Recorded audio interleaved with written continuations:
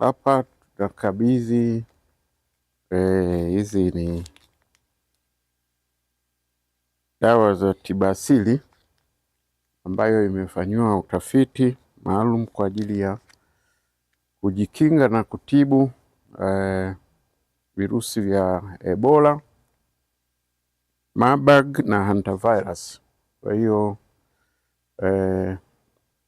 tumekabidhi kwa Mamlaka ya Afya ya Mimea na Viuatilifu Tanzania. Dozi ziko 129 na lengo ni kwamba dozi hizi zitaenda kupelekwa kwa wafanyakazi wetu wa mipakani kwa ajili ya kujikinga na Ebola, na hizi dozi hizi zimetolewa bure kama support kwa jamii. Namshukuru Mkurugenzi Mkuu wa Mamlaka ya Afya ya Mimea na Viuatilifu Profesa Joseph Ndunguru kwa upendo na huruma alionayo, hasa kwa kujali watumishi walioko chini yake. Tunaona dawa tulizopewa leo ni zaidi ya paketi 129 ambazo zinaenda mipakani kwa wakaguzi wetu.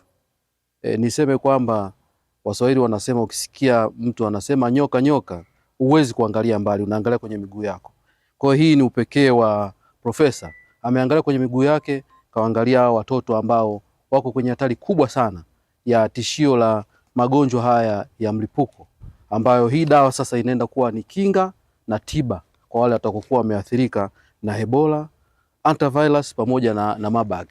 Kwa hiyo tunamshukuru sana profesa, na niseme kwamba kwa kipekee namshukuru kwa kazi kubwa anayoifanya ya utafiti wa mimea hii ambayo tunaiona na kuidharau kwenye mapori, lakini mimea hii amefanyia utafiti wa kina kwenye maabara na inapelekea kutibu na kukinga magonjwa mbalimbali yakiwemo haya niliyokwisha kuyataja.